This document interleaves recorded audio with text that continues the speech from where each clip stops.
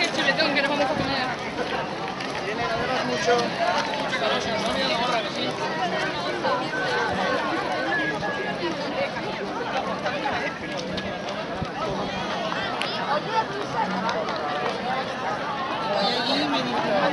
Se acabó. Y hacen paella también.